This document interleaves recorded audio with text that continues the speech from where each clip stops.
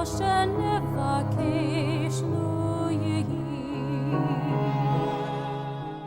we get started, I want to welcome everyone. I know that our hearts are heavy, that there is that we are certainly, many of us, as already discussed, glued to our TVs and news channels, and following the news coming out of Israel. We held a vigil at Washington Hebrew yesterday evening. We'll be participating in additional vigils in the community over the next few days, and certainly that is this is a really difficult and challenging moment for many of us. As I began last night, I shared the saying by Yehuda Halevi, the Jewish poet of the Middle Ages. My heart is in the East, and I am on the far edge of the West. And it really feels there's a distance, and at the same time a closeness to everything that is happening. And I wanted to begin as I know this is our first Women of Washington Hebrew Literary Club of the year. We're excited for this moment. I think it's something that we all need, whether as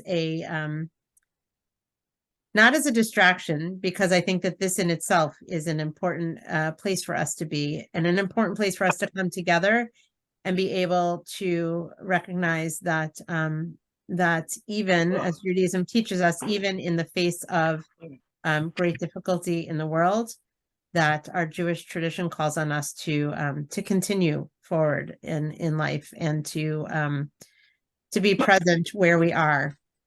And so we're going to continue to be present. We're going to continue to stand together with our brothers and sisters in Israel. We're going to continue to show up and to stand up. And as so many of you did yesterday evening, we thank you for being with us, whether you were in person or whether you were on the live stream. And as we get started right now, I wanted to share a couple of things. One being, one of the things that we talked about yesterday evening is that I know many of you know people, have friends and or family in Israel, and I encourage you to reach out to them, even if it's someone you have not spoken to in years or have not been in touch with in years. One of the things that we're hearing from our friends and colleagues in Israel is that everybody in Israel is experiencing this, and it is helpful to talk to people who are not right there, because nobody wants to add to the burden that Israelis are already feeling. And it's helpful also to know that the world is not forgetting, that that our eyes are there, that we're not just watching, but we're here to support. And there will be additional ways that Washington Hebrew will be letting people know how we can best support and provide support, the needed support to those in Israel. We've been in touch. I know some of you many of you met Rabbi Nama Daphne Kellen when she was here. She'll be coming back next month to visit. She's still coming, is planning to come. And from our sister congregation, Or Chadash in Haifa, that was her message as well. Reach out to people. And I know many of you also know and some of you heard me share this yesterday, but we had three couples who got married in our three weddings at Washington Hebrew 4 years ago. And been in touch with all of them, checking up on them and their families.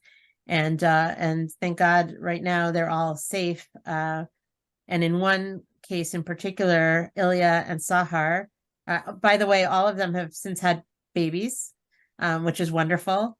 Ilya and Sahar have a 3-year-old daughter. They responded that they were in London for a holiday, little getaway, and their daughter is in Israel with their parents. So if you can imagine that, and they're desperately trying to get back to Israel. Their original flight was canceled on Sunday, and they are on a flight today that they are praying and that we pray goes so that they can return and be together as a family. Everybody, one of the things about Israel and in the Jewish world, we're a small community. In Israel, everybody knows someone. And so we just continue to reach out and provide that support for one another. And so I want to begin with I want to share a prayer for Israel, and then we'll get started with our program. And again, I remind you, I'm trying to keep people on mute for now, but I invite you to mute yourself if you have not. And the prayer that I want to share is a prayer that was written by Anat Hoffman, who is, many of you know, is one of our leaders in the Reform movement. She's the Executive Director Emerita of the Israel Religious Action Center. She's been to Washington Hebrew many times. It is thanks to her that many of us have those Women of the Wall Talitotes. She continues to fight for equality for all in Israel, and is a good friend to Washington Hebrew. And she wrote this beautiful prayer for Israel. Eli, my God, in this sacred moment, give us hope for Israel and her future. Renew our wonder at the miracle of the Jewish state. In the name of the pioneers who made the deserts bloom, give us the tools to cultivate a diversity of Jewish expression in Israel. In the name of our fallen soldiers, give us courage to stand up to the words and ways of zealots, those in our own midst and those among our neighbors. In the name of Israeli inventors who have amazed the world with their innovations, help us apply the same ingenuity to finding a path to peace. In the name of all these individuals, grant us the strength to conquer doubt and despair in Israel, replacing doubt with action, replacing despair with hope, and let us say, Amen. And so I know we'll continue to certainly talk about Israel, and as I mentioned earlier, I think it's wonderful to have a reprieve, to take a break from the news and to take care of ourselves. I've shared with many of you that books and reading and stories are an escape and a place to find some rejuvenation, to find a place in which to pause, kind of a Shabbat for the soul. And so we have that opportunity now, and really, really delighted to have with us today our author, Martha Hall Kelly, and who is with us from New York, which is where I just was this weekend with our confirmation class. We're so delighted to have her here. I'm going to tell you a little bit about her. And I also want to begin and thank Bonnie Youngentop and Mara Brick, our literary club co-chairs, for selecting Martha Hall Kelly and the Golden Doves as one of our books, one of our authors this year. And as they do in thinking about how, as we go to the Jewish Book Council and we consider a lot of books and a lot of authors, and hands down, Martha Kelly was at the top of that list, not only because of her presentation, but I know that many of us have read Lilac Girls, so we'll certainly hear about that as well. In a few moments, when I finish introducing her, I'm going to put in the chat a link to our Amazon Mitzvah Mall. And actually, I think it's like an Amazon Prime Day, right? If you have not already purchased the book, we encourage you to do so. I always encourage you to support a local bookseller. And if you choose to go through the Amazon link, that also does good in the world, because it helps us, it supports our Mitzvah Day and other social justice efforts. So I invite you to do that as well, if you have not already read the book, if you don't already have it. So now on to Martha Hall Kelly. She's a native New Englander who lives in Connecticut and Hobie Sound, Florida, and is currently in New York. And she lives with her husband, Michael, and dog, Oliver. She earned 2 journalism degrees, one at Syracuse University's Newhouse School and the other at Northwestern University's Medill School, and worked as an advertising copywriter for many years. She raised 3 wonderful children who are now mostly out of the nest while researching and writing her first novel, Lilac Girls. Lilac Girls, as we all know, became an instant New York Times bestseller when it debuted in 2016, has sold 2 million copies in the US, and is published in 50 countries. So in a moment, I'm going to turn it over to Martha, who's going to talk to us about this book, about Lilac Girls, about her process. I'm going to invite you, if you have questions, she's going to share and present first, and then, as has been our format, we're going to have some time for questions, but I'm going to invite you to send those questions directly to me. So if you go to the chat and you click on, it says everyone, but if you click on that, you should be able to find me as host at the top of the lists. I believe that's correct. You can send me a message with your question. We have a number of questions already. And then when we get to that part of the conversation, I'll pose the questions to Martha. That way she can focus on what she is sharing in this moment without lots of pop-ups in the chat. So I just placed the link for the book in the chat. And Martha, we're so delighted to have you with us. And just as I shared earlier, as Martha and I talked with Bonnie, I love going to the Jewish Book Council with Bonnie and Mara Brick.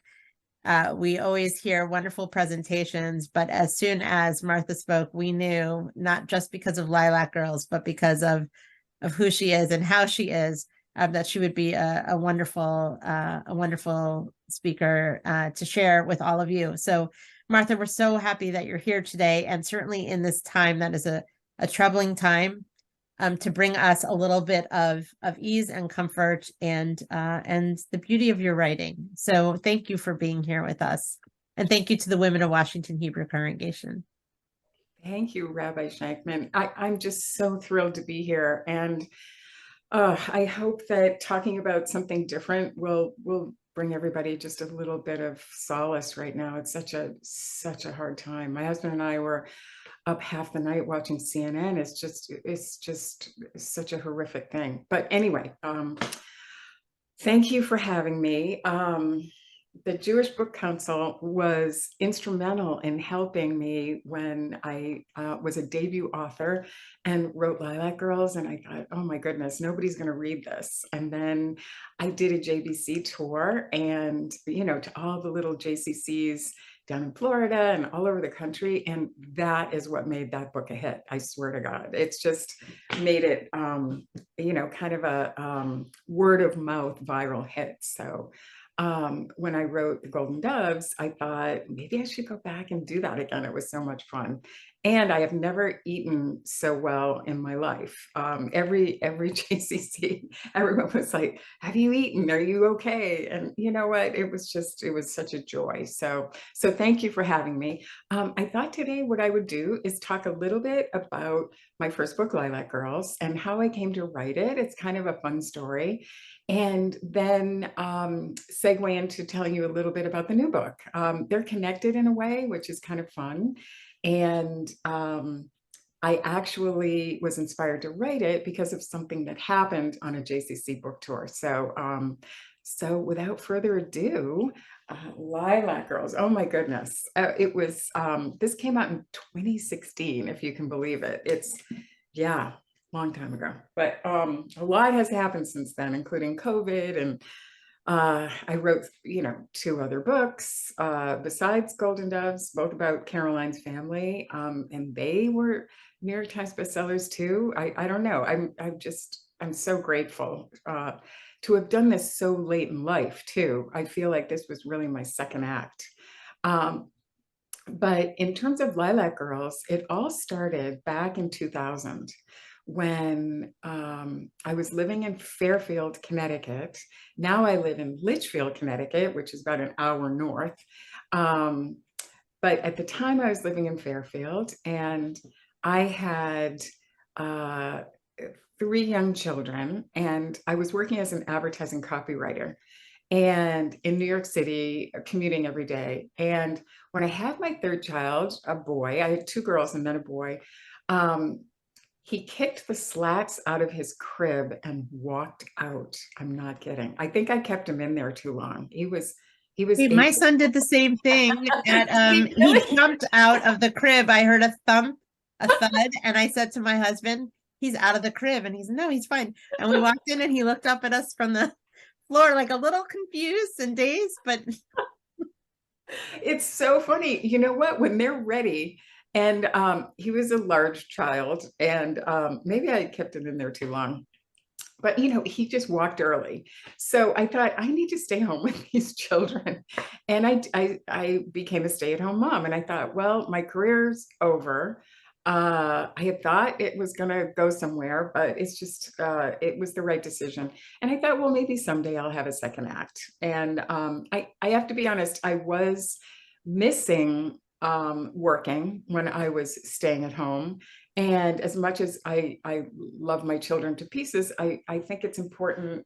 My mother had always told me, you have to do what's right for you too. It's not just about your children. So she had kind of instilled that in me. And so she passed away, and in 2000, and it was Mother's Day. And it was a sad day for me because I missed her. And um, my husband said, why don't you go up and see that house that you've always wanted to go see? And he was talking about the Bellamy Faraday House and Gardens, which was about an hour north, close to where I live in Litchfield now, in Bethlehem, Connecticut. And I had seen an article in Victoria magazine, which I loved, and it's still publishing today, actually. But the title of it was Caroline's Incredible Lilacs. And it showed a little picture of Caroline Faraday, if you remember from Lilac Girls, and a little picture of the house that you could go up and see and pay $3 to have a tour of the garden and a tour of the house. And it had a picture of the lilacs, and I love lilacs, and my mother loved them too. So I thought he did not have to ask me twice. I jumped in the car, drove up to the Bellamy Faraday house, and had a great tour. I was the only person on the tour that day. Now, if you go up to the Bellamy Faraday house, which I recommend highly, it's a wonderful tour, especially if you've read Lilac Girls. Now, buses arrive with book clubs, and it's very busy now, but at the time it was just me. And I did the little tour of the small garden, and then I thought, well, why not? I'll take the little tour of the house. And so I did, and the docent was lovely, but it wasn't until the second floor of the house that they started talking about Caroline Faraday. And I mean, talk about burying the lead. I mean, it was, they talked about the Reformation, and because, it had been a seminary back in the 1700s. But when they started talking about Caroline at her desk, which they had in the museum just as she left it, and she had all of her papers there and her photographs and her big old Remington typewriter that she used to type letters with. And I was drawn to a small photograph of maybe 50 or so women, a black and white picture, women lined up in rows for a photo. And I asked the docent, well, who are those women? And she said, oh, those are the rabbits. Those were Polish Catholic women who were operated on at Ravensbrück concentration camp. They were the Nazis' laboratory animals, and their legs were opened, and through surgical means, they put gangrene in there, and they test for the efficacy of sulfa drugs. And Caroline brought them to the United States for rehabilitation and to try and get reparations from the German government, because these women were back in Poland, the ones that survived. And they were not doing well health-wise, as you can imagine, when they put gangrene cultures into your body. And they weren't getting any reparations. So Caroline took up their cause, brought them out from behind the Iron Curtain, brought them to the United States, and she got them their reparations, which was amazing. And so when I heard that story, I just thought, how did that get lost? We don't have that many women, especially in this country, that are kind of true heroes. And I thought, she could have done anything with her money. She was very wealthy, and she dedicated her life to these women. They ended up calling her their godmother. So anyway, I went home after that, and um, I just could not stop thinking about Caroline Faraday. So I started going up there to the house. Turns out they have archives underneath the Welcome Center. When you walk in, there's a whole room. It's the old root cellar, and they have all Caroline's papers down there, all her letters. So I started going and researching her for no reason. I don't know why I was doing it. I think maybe I became like possessed by her or something. But I just was curious. And so I did that for a long time, 5 years. And then one day, my husband and I went into the city to see God of Carnage, which was a Broadway show with James Gandolfini on Broadway. Afterwards, my husband and I went to dinner with the couple that invited us, and the female half of the couple, her name is Biddy Sargent, lovely, lovely person. I started telling her about the rabbits and these Polish women, and she said, "Oh, you should write this. I'm so curious about Poland. We have a new Polish daughter-in-law. You should write this. All I need is a chapter. And did Mike tell you I'm a book editor?"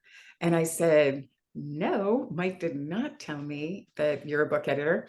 And she said, "Please just give it a try. Send me a chapter." And so I thought, well, I can't do that. How do you write a book? That's crazy. So I kind of tucked that away. And then my husband accepted a job down in Atlanta. He became the CEO of the Weather Channel, my favorite channel, which, you can just put it on. It's not political. You just, watch the weather. And we moved down to Atlanta, and we took our son, Michael, the slat kicker. By that point, he was in high school. And I didn't even think about writing a book still. I was, the weird northern lady down in Atlanta. You know how it is when you move to a new place. And it was not until I took my son to school and dropped him off, and I went through the Starbucks drive-through and ordered my usual decaf cappuccino grande. And by mistake, the barista gave me a caffeinated one. And I went home after drinking it, and Lilac Girls just started pouring out. It was crazy. It was like, I had gone to Catholic school as a kid, and the nuns used to talk about marrying Jesus, which I always thought was so weird, and the ecstasy of that they felt. And I thought, well, I'm never going to feel that. And lo and behold, once I started writing, I thought, this is my ecstasy. So it was it was wild. And I sent Betty a chapter, and she said, "Okay, good, add dialogue." And I was like, I don't know how to write dialogue. I don't know. Carolyn Faraday was a real person. I don't know what she said. She said, "It's a novel, make it up." So I learned how to write passably well, and just kept sending her chapters. And so she was invaluable in helping me start writing it. It took me altogether 10 years though, because I didn't know that you had to have an outline. There were a lot of things that I didn't know about writing. I had had 2 journalism degrees, as you heard from Rabbi Shankman, but I never took a creative writing course, unfortunately. So I figured it out, and I was a horrible student of history in high school, and I had to go back and learn about World War II. But I made my way. I figured it out. I had to throw a lot of chapters out because I'd write them and then go, "Oh, wait a minute, this doesn't fit in." Hitler hadn't invaded here at that point, so I learned to do an outline.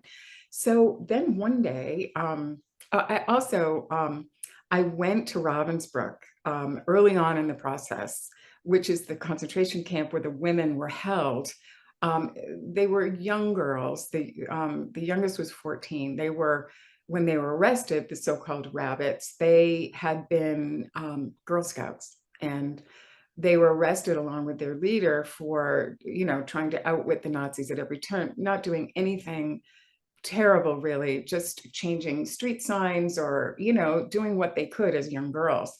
But they were arrested and taken to Ravensbrück. And I brought my son to see Ravensbrück because I thought it was really important when I wrote that book to make it come alive and make people really feel what these women went through. And I think if you've read Lilac Girls, you know, a lot of people tell me it's hard to read that. But my point of view was, if I'm going to do this, I'm going to make it real. So it was an amazing trip to Ravensbrück. It was, I don't think it was my proudest mother moment because my son, while, you know, he's very sensitive and he filmed the whole thing for me. He became a film major in college, but I kind of pushed him too hard, I think, because for me as an adult, it was fine. But at one point, I mean, he was 17. And at one point he just said, Mom, we were in the punishment bunker and it was really very difficult. And he said, Mom, I have to sit down.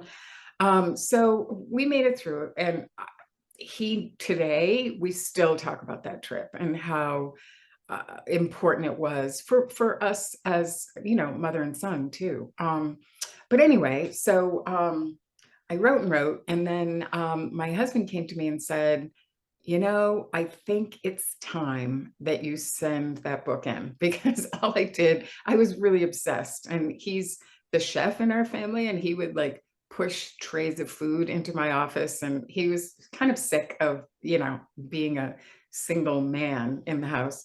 And so I said, okay, well, I'll send it out. It was right before the holidays though. And I knew from looking online that you shouldn't query during the holidays. And that's how you get a publishing deal, is you query literary agents. And so, yeah, I sent out 5 queries. And I knew how to do that from writing advertising. You know, you just send out like this little paragraph about your book. And I thought, well, I'll send these off and I'll self-publish it if it doesn't go anywhere. And a woman called me from the bedside of her husband. Had just had open heart surgery, and she was crying. And she said, I have to represent this book. And I just thought, oh my God, that is not what they say online. You know, they're like, you're going to have 200 rejections before you get representation. And not that the book was that well written. I mean, I went on to make a lot of edits and things, but I just think I stumbled on a story. And I think Caroline Faraday just tapped me on the shoulder and said, you're the one that's going to tell this story. So I was really lucky. I didn't end up going with that agent, actually, because after the holidays, the other 4 agents stepped forward and offered me representation too. So I got to choose who I wanted to go with. And one of them was named Alexandra Machinist. And she now is the agent of the stars. But at the time, you know, we were both kind of new at it, and somewhat. And she said, I will represent you, but my grandparents were Holocaust survivors. And since I was 14 years old, I read every Nazi memoir trying to figure out why. Why did they do this to the Jews? And I want you, through your character Herta, who is the, you know, Nazi doctor in the book, the third point of view character. She said, I want you to show through Herta why and how they did this. I know your women are Catholic, but still, I want you to show why they did it and how to these women. And I thought, well, I have these other 4 agents that I could go with, but Alexandra, I don't know. I had to take a year and redo that character. And she said, come back to me in a year and we'll see how it goes. And I thought, you know what, she's probably right. Because I had made her to kind of a, you know, stereotypically evil character. And so I did that. I dug into National Socialism from the point of view of a woman. And I mean, I had already done that, but I did more of it. And I brought the new and improved book back to her a year later, and she read it and said, great, I'm going to send this out wide, which means they send it to a lot of publishers. And it was great because it went to auction, and I'll be forever grateful to her for pulling me out of the slush pile and giving me such great advice. So that was exciting. It became successful very quickly in the hardcover. At Random House, the way my deals work is I come out in hardcover, and then the next year it comes out in paperback. And that's what happened with this book too. And that's when I did my Jewish book tour. And that is when all of a sudden, like, it seemed like somebody, a friend of my husband's, reached out to him and said he was in, where was he? Some fancy island, like Barbados or something.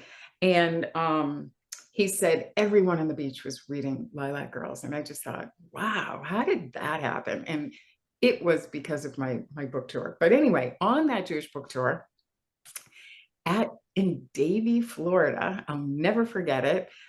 They had asked Irene Zisblatt, a Holocaust survivor, to introduce me. And when she did that, when she gave her introduction and talked a little bit about her own story, I just thought, how is anyone here to hear me talk when her story is so compelling, and she's just the loveliest person. She had written her own memoir called The Fifth Diamond. And it wasn't on my radar, but I quickly got it and became a huge fan of hers. But anyway, she told her story about how she was from Hungary and arrived with her mother and two younger siblings. And she was on the train platform at Auschwitz and was holding the hand of her younger sister, and her mother was holding her little brother's hand. And Josef Mengele came along and said to the mother, "You leave your children and come with me." He wanted her because she had blue eyes. And she said, "I am not leaving my children." And he said, "Fine, I'm taking her then." And he took Irene.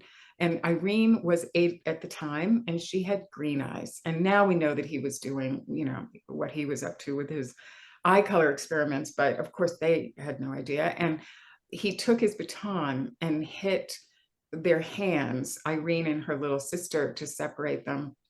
And he took Irene to the barracks where all the other people were that he was experimenting on.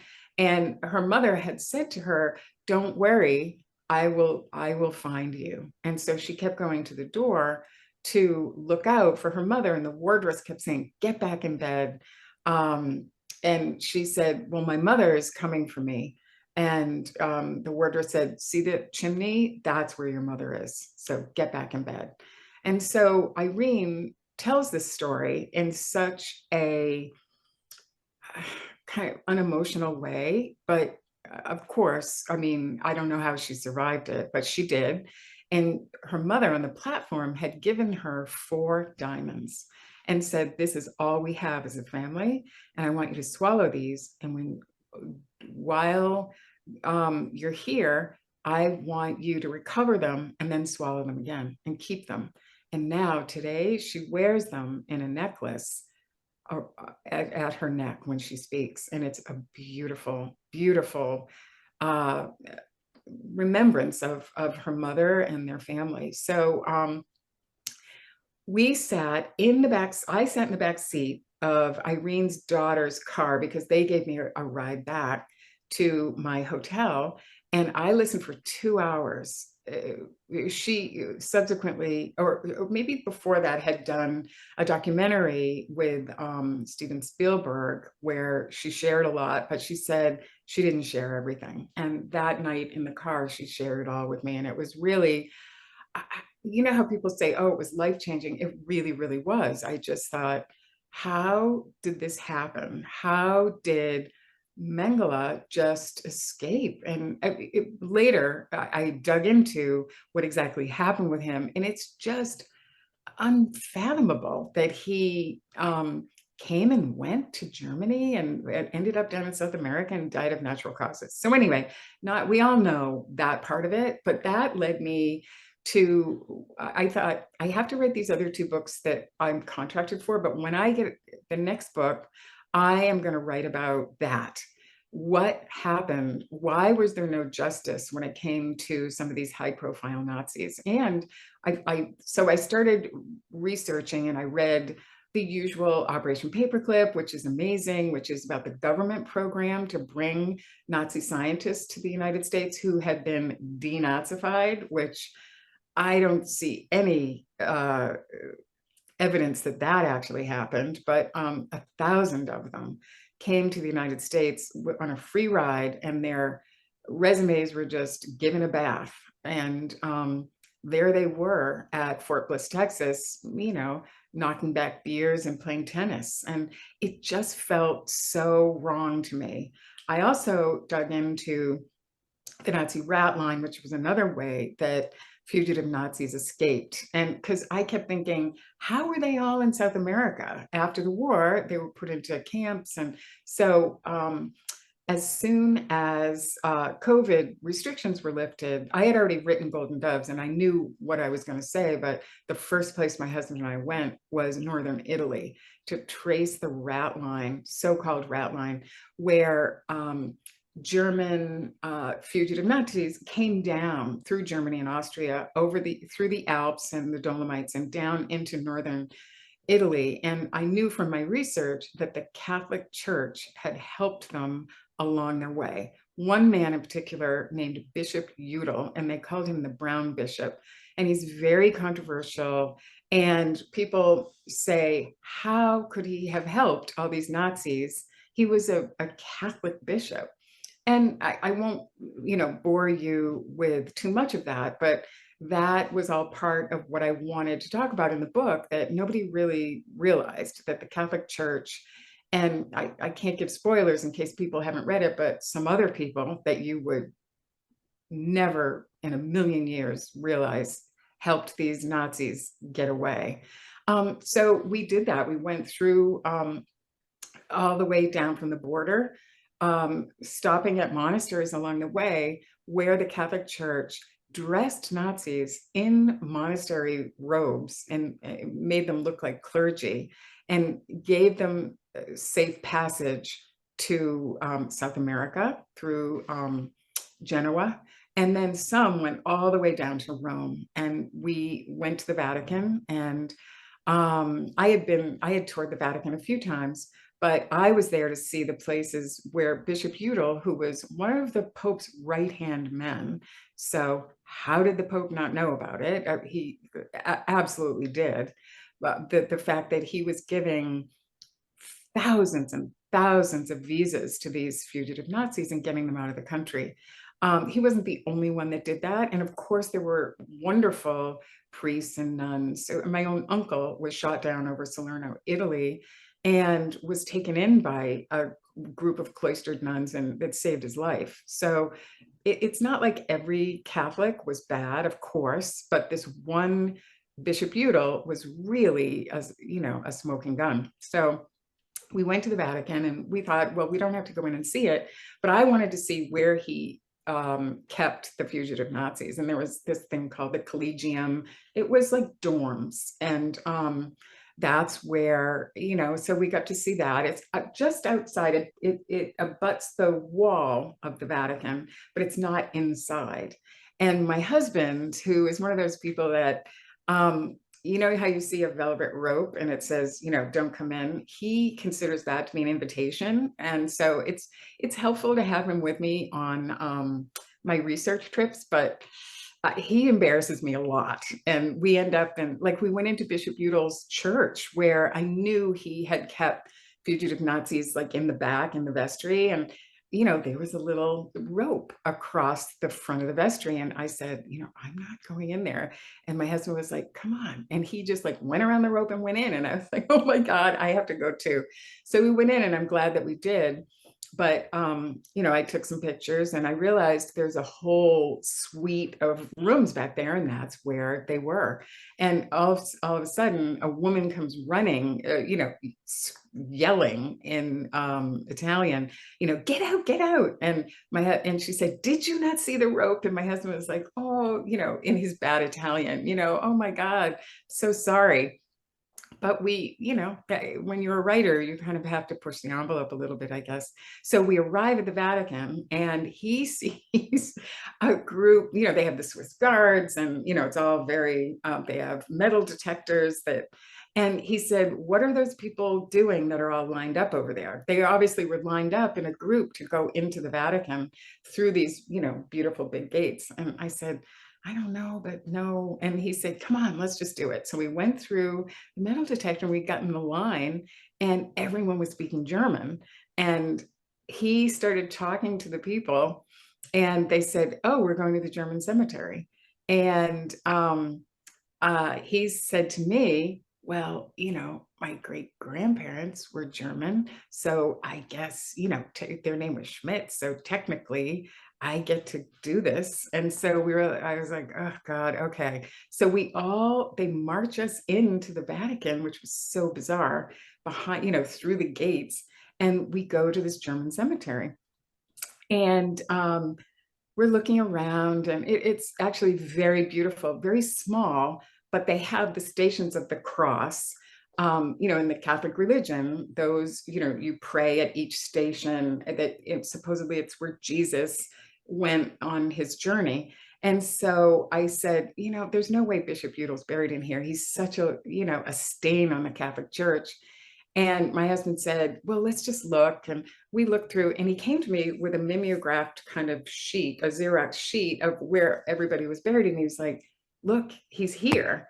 And we looked around, and finally we came and he went, oh my God, there he is. And it was under one of the most famous Stations of the Cross, which is the Women of Jerusalem Help Jesus. It's like the Good Samaritan. And under that, Bishop Udall is buried. And so we both looked at each other like, how is this possible? So obviously somebody made the decision to bury him there, this man that was instrumental in getting all these fugitive Nazis out of the country. And they buried him, it's a message, I think, that they were sending, that they didn't think he was such a bad guy.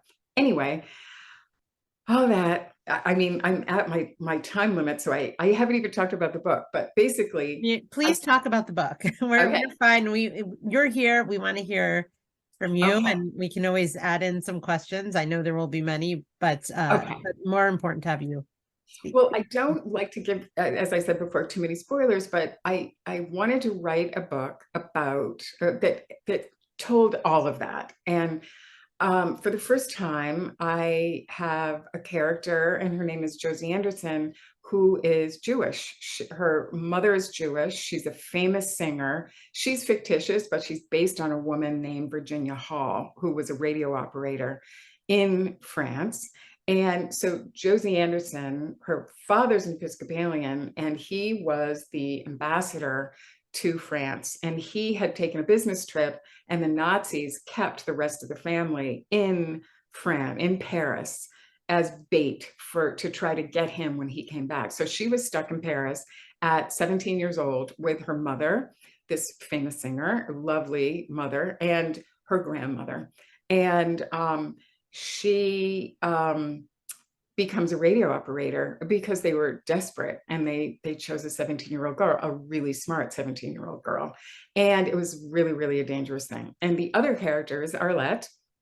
And I had so much from Lilac Girls that I didn't get to put in about Ravensbrück, that I wanted them to go back to Ravensbrück. And Arlette is half German and half French, which I thought was very interesting. I always like to make my characters a little bit kind of messy. And she grew up in Alsace, and she had gone to BDM. She was very influenced by the Nazi culture there.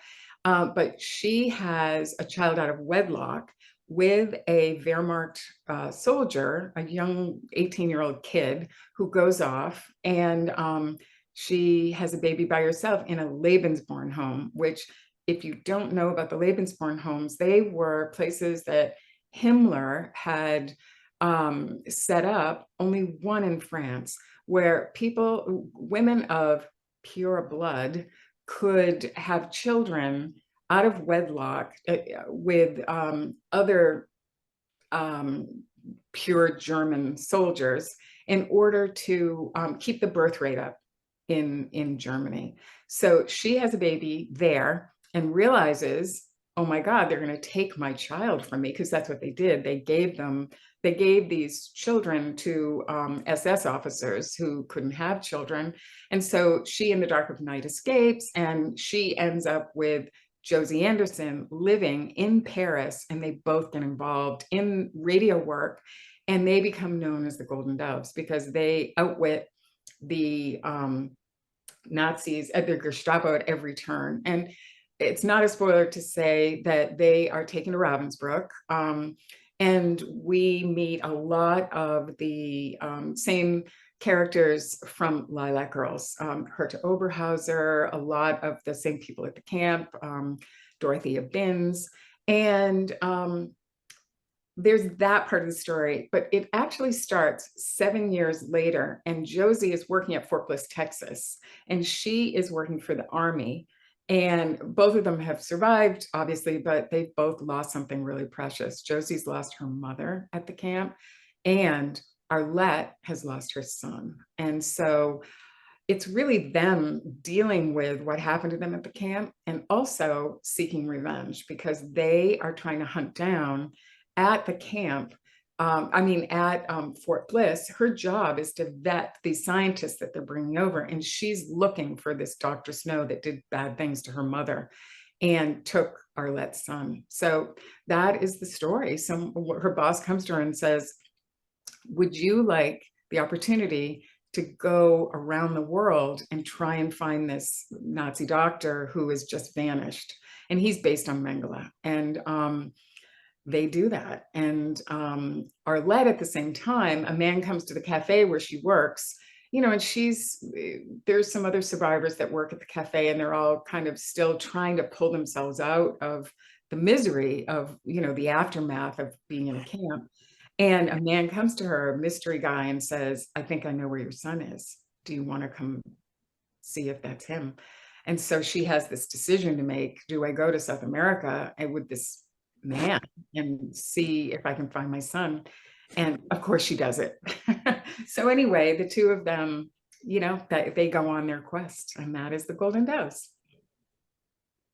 Thank you so much. I feel like we could go for hours, just unpacking all of this. And it really, the way the two stories sort of can connect. And then just thinking about especially the moment we're in right now, as we started this morning or this afternoon with talking about what's happening in Israel, and there's lots that's connected to that, and conversations about anti-Semitism, etc. So I want to start by, I know we touched on this earlier before everyone joined, but thinking about, in light of the horrible events of this week, do you feel like history is repeating itself? Oh my God, yes. Yes. And I feel like I'm going crazy sometimes. And I think, I'm not a historian, but I've done so much research for these books that I know a lot about that time period. But it's not like I'm the only one. It feels like everyone knows that. I just don't understand why people don't see that it's exactly Hitler's playbook. To me, it's all about hate. And that's what Hitler was so good at, like whipping up that hatred out of nowhere. It was just and here we are, and it's happening again. It's so frustrating. I have to say, it feels like I really thought we were beyond this, like a million miles beyond this. And it's just so terrifying that no one seems to remember that. I was at the Morristown Book Festival over the weekend, and someone asked a question about banning books. Mm-hmm. And I said, well, yes, of course it's terrible. And talk about Hitler's playbook, right? I mean, it's all about limiting the information, but it's really a bigger picture. It's really about, fomenting that hatred and having people be in their own little bubble. I will only watch Fox News. I will only read this. I won't read these books. I won't let my children have a wide knowledge of what's going on in the world. It's it's so troubling. And the people themselves don't seem to understand that that's what's happening to them. Like in Lilac Girls, one of my characters, it was Herta's father who was dying from cancer, read widely. He listened to all sorts of broadcasts, even though in Nazi Germany, of course, you could only listen to the state radio. But he did it anyway. And that was my way of showing that you have to be widely read. You have to seek out the truth. And of course, the mother was just the opposite. And that didn't work. And, we defeated Hitler. So I thought, okay, well, we all know that lesson. That's over. And now here it is back again, even on my book tour, my Jewish book tour for Lilac Girls in 2016.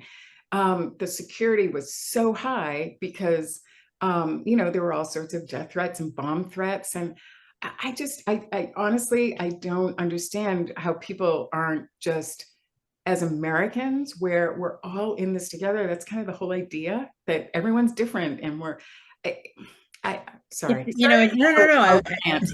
You're preaching to the choir, I think, and for many of us. But when you talk about fomenting hatred, I would add to that and justifying it, even thinking about, what you shared, which I didn't know, that Bishop Udall is buried at the Vatican in spite of, I mean, that says something on some level, whether it even if it was slipped in under the radar, or that's not advertised that he's there, and what he did, it's still there. And but when you think about also Operation Paperclip and the fact that the United States knowingly, I mean, and how hard was that to write about, like that injustice? I know that's something that Bonnie shared with me, and thinking about the challenge of writing about that injustice of allowing Nazi scientists and their families to come to the United States, not just come to the United States knowing that they were responsible for the deaths of innocent families, but also come to the United States and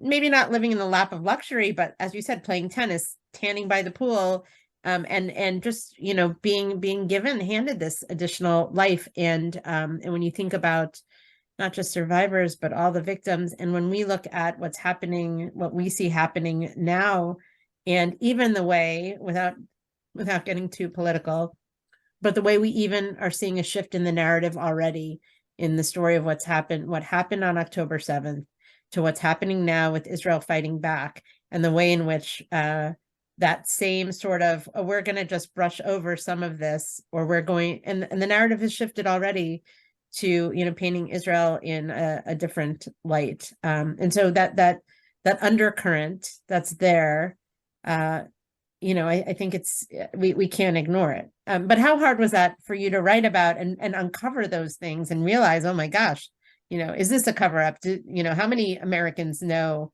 that we did this? Yeah. Well, I'm Catholic, kind of a fallen away Catholic. It wasn't hard at all. It was really kind of invigorating to uncover that and want to show people the truth. And, you talk about Israel and how now, the conversation is shifting. There is no truth anymore. It's like people just like make it what they want it to be. It's so weird. But in the book, I wanted to put a true story about the real rabbit. Her name's Nina Ivanska, that I based the rabbits on in Lilac Girls. And I wanted to include the story of how she was in the United States visiting Caroline Faraday, and a doctor, she was having a lot of pro bono work done at Beth Israel Hospital because the Jewish doctors there were providing her with surgical help for free. And all of the rabbits, they were amazing, good friends of Caroline Faraday. They came to her, Leo Alexander actually came to her with a medical journal and showed her a picture of Walter Schreiber, who was the Third Reich's Surgeon General. So you can imagine. In charge of a lot of, healthcare in the Nazi regime. And it was a picture of him, and he was at Fort Bliss, Texas, again, enjoying his life there. And somehow, even though his underling, Dr. Gebhardt, was executed for experimenting on these women, his boss, Walter Schreiber, was in Texas having a good time. So they brought her the photograph, and in the journal and said, "Do you know this guy?" And she freaked out. She said, "How can he be here in this country? He should have stood trial. What happened?"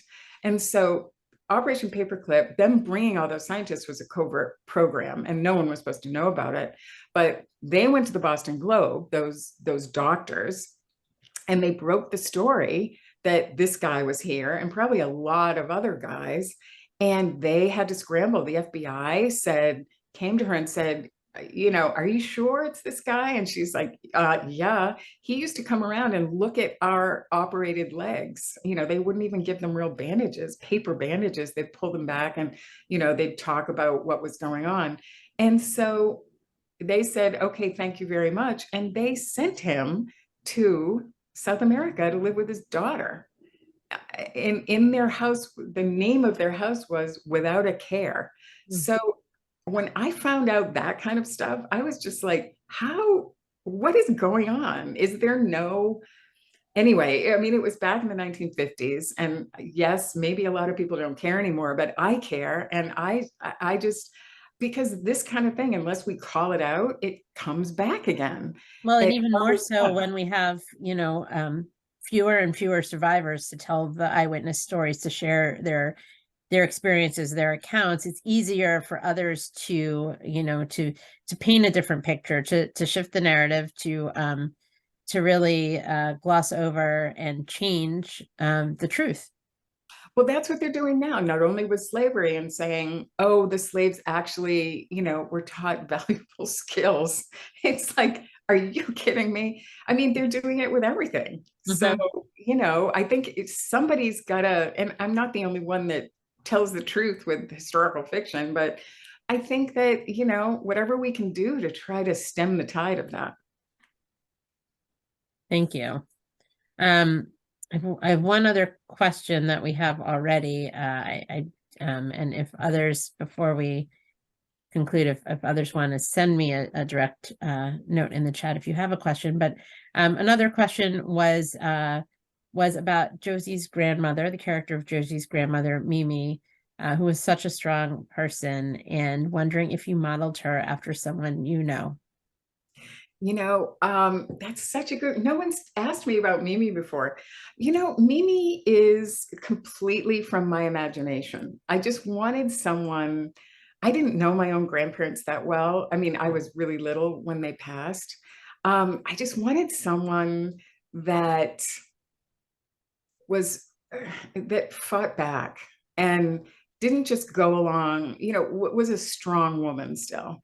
And I had so much fun writing her. I have a sequel all written. I don't know if Random House is That was gonna, going to be my next question, is what's next? but yeah, I don't know if Random House is gonna want to do that because I have other books that are slated to come out, including a Lilac Girls sequel. So I don't know if they're gonna, be able to put that in the program. But Mimi, let's just say Mimi is in the sequel. So yeah, her mom didn't survive, sadly, but Mimi does in the sequel. Ooh, wow. Well, without No, I that's could not not really a spoiler, live but without Mimi. yeah, It is a spoiler. Yeah. somewhat. I now I'm stuck on that. So you'll have to let us know when it's written. We'll see you at the Jewish Book Council again. Okay. But Martha, thank you so much for being with us, but even more for your beautiful stories and the way in which you write. That someone who is here shared that this was one of the, I think she said it was the first book that one of the few books that she finished reading and immediately started reading again. And so just want you to know that that these stories are they're impactful.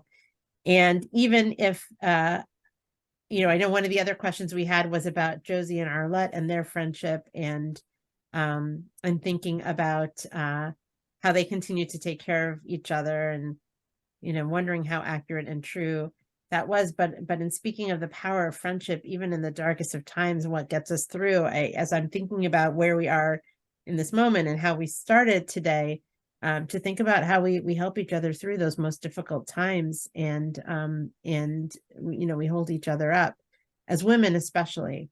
And so hoping that we continue, I know that we'll continue to do that, but also in knowing that the story continues, and we're going to have this opportunity to see, because a good book always ends wanting to, with the reader wanting to know, at least when I'm reading, and there's more, and I want the story to continue, and see where it goes. And so much of that is due to the story that you've imagined and created out of something that, especially in this time where we have such darkness in our world. And last night, one of the things I talked about was how we have to bring the light, and we have to be the light, and how light can banish darkness. And your story, and the way that it gives us this sense of hope and resilience, even in, as I read about Josie and Arlette, and thinking about, yes, there are these two young women who are completely not clueless. They weren't clueless, but they also had that sense of that we all can remember. I don't feel it in the same way, certainly, but that sense of just not even just immortality, but that where we can take on anything, and before the world jades us, or the realities make us see, whether we want to say more practically or realistically, but they still had that hope and resilience. And that's something that I think is so important for us, and that we need to hold on to, especially now. And to know that we're going to have additional opportunities to explore that with you is really inspiring, and on this day brings us light. And so we're just so grateful to you, and we look forward to reading more together, to talking more together, and to having you back. Thank you so much. This was wonderful. I cannot wait.